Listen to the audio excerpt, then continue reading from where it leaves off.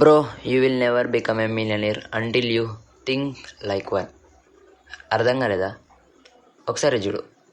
If your father is not a millionaire, he cannot teach you how to become a millionaire because his mindset is equivalent to his income. My father is making 2 lakh rupees a month. He has a mindset of 2 lakh rupees a month. నువ్వు ఎంత నమ్మినా నమ్మకపోయినా this is the harsh truth. ఎందుకంటే డబ్బు అనేది నీ పాకెట్లో కాదు, ముందు నీ మైండ్ సెట్లో స్టార్ట్ అవుతుంది. నువ్వు కనుక నీ మైండ్ సెట్ మార్చుకోకపోతే నీ లైఫ్ని ఎప్పటికీ మార్చుకోలేవు. చాలా మంది డబ్బు కోసం వెయిట్ చేస్తారు to start thinking rich, but real millionaires అలా కాదు.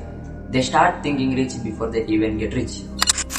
మిలియనర్ మైండ్ సెట్ అంటే అది ఎవరికైతే focus, discipline, long term vision and మెయిన్గా ప్రాబ్లమ్ సాల్వింగ్ స్కిల్స్ ఉంటాయి. వాళ్ళు ప్రతి దానికి ఎక్స్పీరియన్స్ చేయరు, ప్రతి ప్రాబ్లమ్ని కంప్లైంట్ చేయరు. ఆ ప్రాబ్లంలో ఉన్న ఆపర్చునిటీ వాళ్ళు వెతుకుతారు. అదే వాళ్ళని డిఫరెంట్ చేస్తుంది.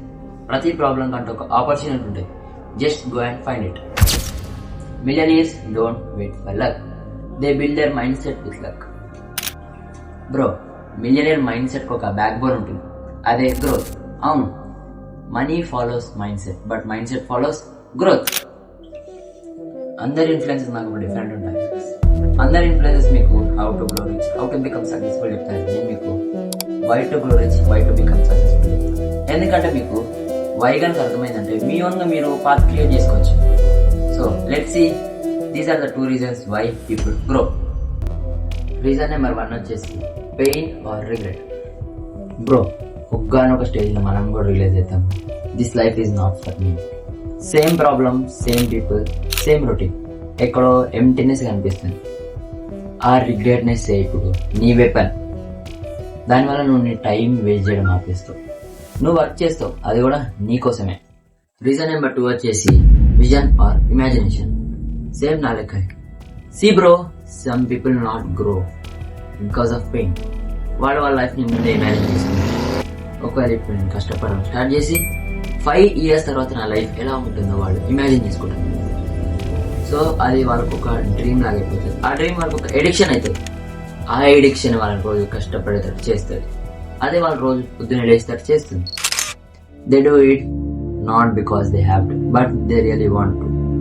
సీ బ్రో, ఒకటి గుర్తుపెట్టుకో, డబ్బు అనేది నీ మైండ్ సెట్ లో స్టార్ట్ అవుతుంది. నువ్వు కనుక నీ మైండ్ సెట్ ని స్టార్ట్ అయితే యూ కెన్ విన్ ఎవ్రీథింగ్.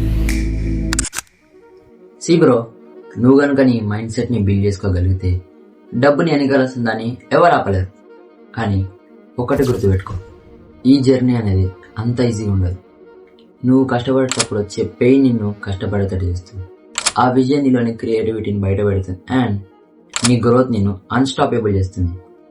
అప్పుడు నువ్వు ఒక నార్మల్ పర్సన్ అసలు కాదు, నీది యావరేజ్ లైఫే కాదు. నువ్వు సైలెంట్ గా ఎగ్జిక్యూట్ చేయడం స్టార్ట్ చేస్తావు.